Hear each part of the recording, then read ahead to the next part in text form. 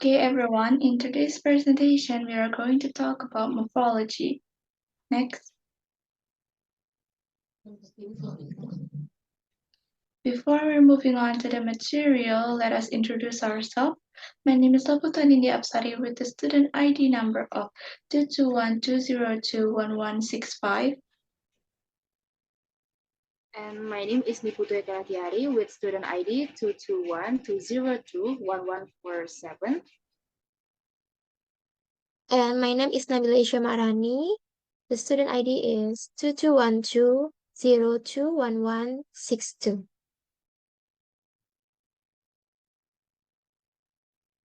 And my name is Indah Amalya with the student ID 2212021156.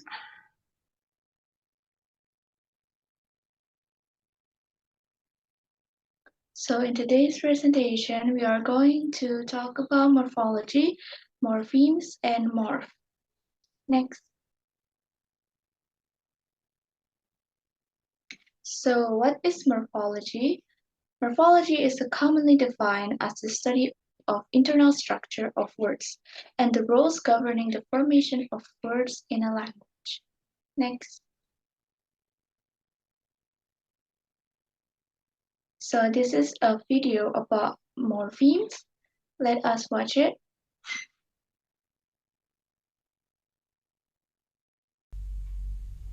Hello and welcome to the topic what is morpheme. It's a minimal unit of meaning or grammatical function. The second point is, in other words, it's the smallest meaningful unit in the grammar of a language. We move on to the next. What is morpheme? And we have the next point. A morpheme is what makes up words. The next point we have, some single morphemes are words while other words have two or more morphemes within them. Now we move on to the next. What is morpheme? We continue the discussion, and sometimes a morpheme functions as a word. For example, play, it's a morpheme. It functions as a word. Go, it's a morpheme. It functions as a word. Likewise, book, move, and so on. What is morpheme? We continue the discussion. Sometimes words have two or more morphemes within them. For example, talk, it's one morpheme. S, another morpheme. Together we make the word talks. So here we say that sometimes words have two or more morphemes. Here we have two morphemes, talk and S, talks. Likewise, we have talk, again a separate morpheme, ER, another morpheme, and we have the word talker. And then we have talk, ED, and the word we have talked. Unkind, another morpheme, and ly, unkindly. So unkindly has three morphemes, unkind and ly. So what we come to know is that sometimes words have two. In such words like talks, talker, talked, we have two morphemes or more morphemes within them. Here we have more than two. Okay, now we move on to the next. What is morpheme? We continue our discussion. Many words have two or more syllables but only one morpheme. More syllables but one morpheme. For example, banana, it has more than one syllable but it is one morpheme. We cannot further divide banana into two parts. Apple, it has more than two syllables but it's a single morpheme. Likewise, elephant, many syllables but one morpheme. Papaya, many syllables, but one morpheme. So what we come to know is that some words, many words have two or more syllables, but only one morpheme. We move on to the next. What is morpheme? We continue our discussion. On the other hand, many words have two morphemes, but only one syllable. Two morphemes, but one syllable. For example, look at cat, s, cats. What we say? Many words have two morphemes, but one syllable. Cats have two morphemes, cat and s, but it's a one syllable, cats. We speak it at one go. Likewise, we have run, s, another morpheme, two morphemes, but one syllable, runs. Bark, ed, two morphemes, but one syllable, barked. Pen, one morpheme, another morpheme, s, pens, one syllable. So we have the words having two morphemes but only one syllable. And we have more. What is morpheme? Thus what we come to know is that thus a morpheme does not necessarily have to be a word. For example, the word cats has two morphemes. Cat is a morpheme and s is also a morpheme. That's all we have. Thank you and goodbye.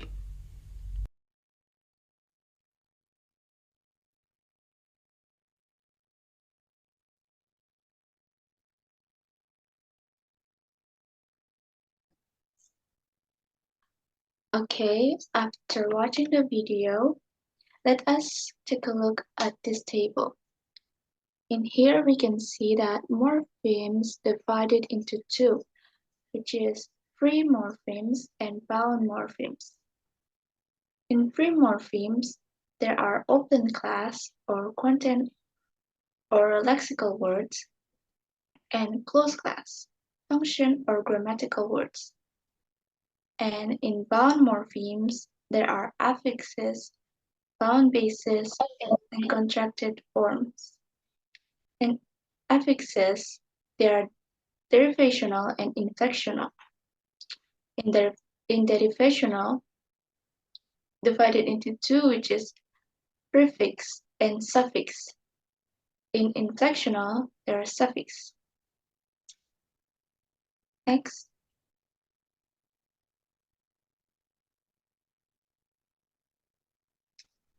So, morpheme is the minimal unit of meaning or grammatical function that are used to form words.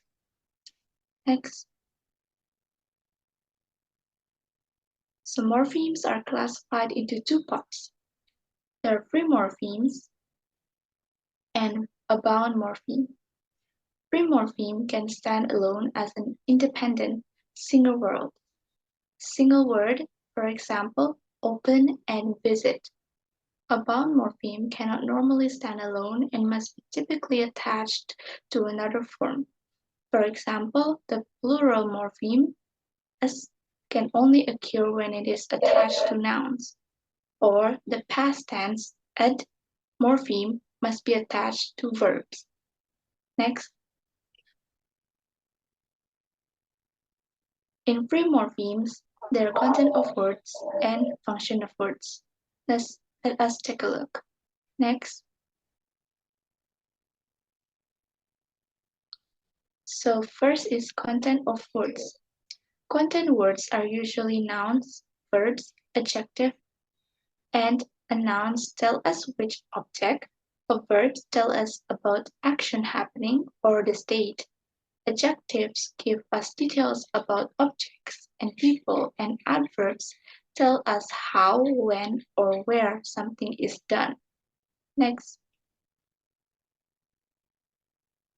Next, we have function of words. Function words help us connect important information. Function words are important for understanding, but they add little meaning beyond defining the relationship between two words. Function words include auxiliary verbs, preposition, articles, conjunction, and pronouns. Next. Next, we have both the example of content of words and function of words. In the content of words, there are noun, verbs, adjective, and adverb. As noun is a person, place, or thing, such as computer, board, peace, and school. Verb is an action state, such as say, walk, run, belong. An adjective describe an object, person, place, or thing, such as clean, quick, rapid, and enormous. An adverb tells us how, where, or when something happens, like quickly, softly, enormously, and cheerfully. Next is function of words. First, we have auxiliary verbs, like do, be, have, and help with conjunction of ten, such as can, must, might, will. And then next we have preposition, show relationship in time and space, such as on, with, to, from. And next we have article, used to indicate specific or non-specific nouns, such as a and an, like a pencil and an astronaut. And then next we have conjunctions, which is words that connect, such as and, but, or, but. And next we have pronouns, refers to other nouns, such as he, she, they, we. Next. So the next material is bound morphemes, will be discussed by my friend. Okay, I will continue with the bound morphemes. In bound morphemes, there is an affix, and affix is divided into two. The first one is derivational. Derivational are used to create new words or to make words of a different grammatical class from the stem. And this is based on Yule 2010. For example, the addition of the derivational morpheme ice changed the adjective normal to the verb normalize. And the second one is inflectional. Inflectional are used to show some aspects of the grammatical function of a word. We use inflectional morphemes to indicate if a word is singular or plural, whether it is past tense or not, and whether it is a comparative or possessive form. Next. In derivational, there are prefix and suffix. The first one is prefixes. All affixes in English are bound morphemes, including prefix, attached to the beginning of another morpheme, such as re in words like reinvent, reopen, and rewrite, and suffixes attached to the end of another morpheme, such as er or or in words like opener, inventor, or writer. Next. The second one is suffixes. A suffix is a letter or group of letters added at the end of a word which makes a new word. Next. And this is the table of inflectional morphemes of English. The first English inflectional morphemes is S. This S is for plural and added to nouns. For the examples is she has got two guitars. And the second one is S again. And this S is for possessive and added to nouns. And the examples is Zainab's hair is long. And then ER is for comparative and added to adjectives. For the example, Zainab has longer hair than Daria. And then EST is for superlative and added to adjectives. For the examples, Zainab has the longest hair. And then S again, but this S is for the third person singular present tense and added to verbs. And the examples is Zainab plays the guitar.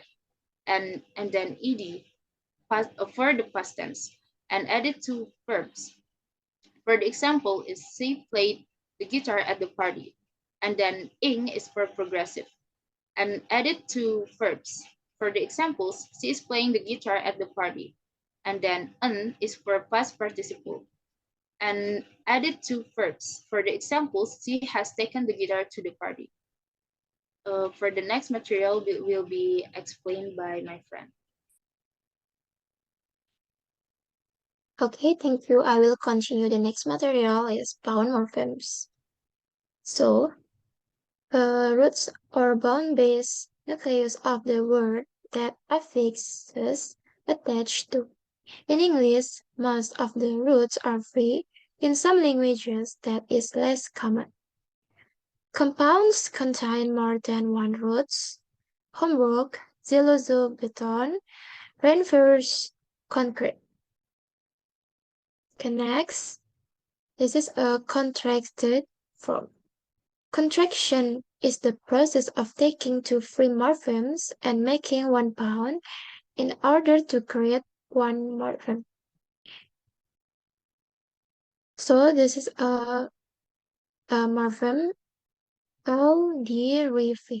For example, I will become I'll, he had become head, we are become we're, you have become youth.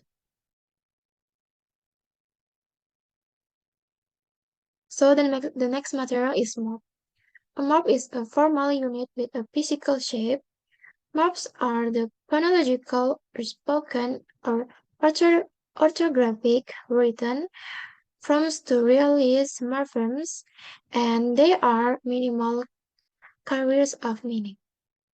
So the next material will be explained by my friends.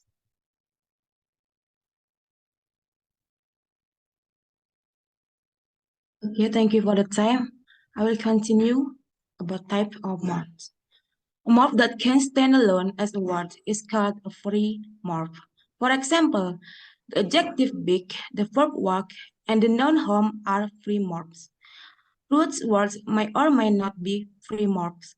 For example, the root in the word construction is struck, meaning to build.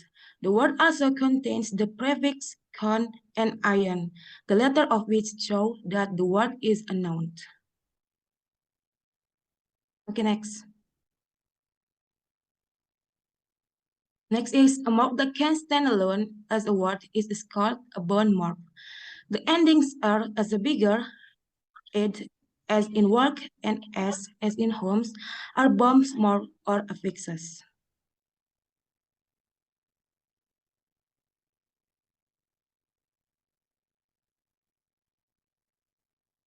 Okay, learning morphology is essential for improving our understanding and use of language. It helps us expand our vocabulary, improve our reading and writing skills, and even facilitates learning other languages. It's important aspect of language learning as it helps us to understand how words are formed and how they convey meaning.